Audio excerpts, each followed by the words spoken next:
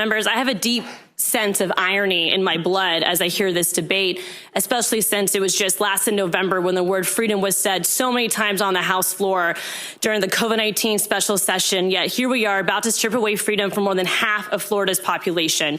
Let us be clear, this is not a moderate bill. There is no such thing as a reasonable abortion ban.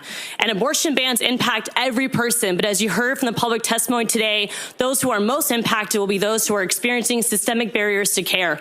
It's the young person of color who was rejected a judicial bypass and now has to try to leave Florida to go to North Carolina, because that would be their closest option to seek an abortion after 15 weeks. The homeless person who doesn't realize they're pregnant till past 15 weeks. The mom making a tough decision about her pregnancy to support the children she already had, which includes the decision that my mother made. And the person with disabilities who is much more likely to experience sexual assault compared to her peers and realizes that this isn't just an abortion ban, it is the beginning of a rapist Bill of Rights.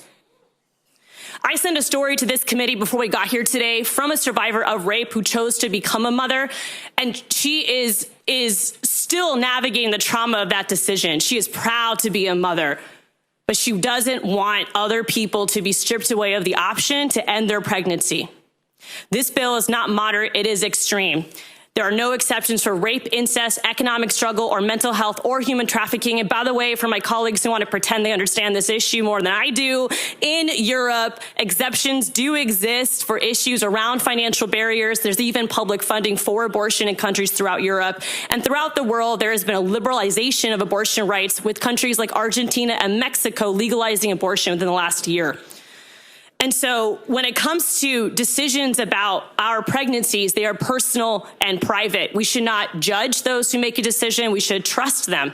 If I found out I was pregnant tomorrow, it would be my decision if I want to become a parent or choose adoption or end that pregnancy.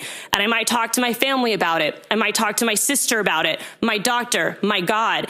I am not going to talk to government about it. I don't think you would expect me to. But in this bill, you are mandating it. You are inserting government and politicians between me and my doctor, telling me what I can and cannot do, something that as of today is still unconstitutional. And so however we feel about abortion at different points in a pregnancy, a person's health decision with their doctor, not political agendas, should be the indicator of what choice to make. And maybe, as one of my predecessors, Representative Scott Randolph, once said more than 10 years ago on the House floor, that if I incorporated my uterus, y'all would stop regulating it. You want to deregulate everything else in this state except me and my body. I want to thank the speakers who came out today who stood with reproductive freedom and stood not just for yourself, but for future generations of Floridians. And those Floridians and all of us deserve to be treated as equal, who shouldn't be ashamed for engaging in sexual activity, who should be given resources to make informed decisions that not only prevent sexual assaults and unplanned pregnancies, but would reduce the transmission of STIs as well. I oppose this extreme bill that targets and punishes poor people for being poor. Because at the end of the day, if you need an abortion under this bill, HB 5, and you have the means to travel out of this state, you will still be able to have an abortion. The rest of us won't be so lucky.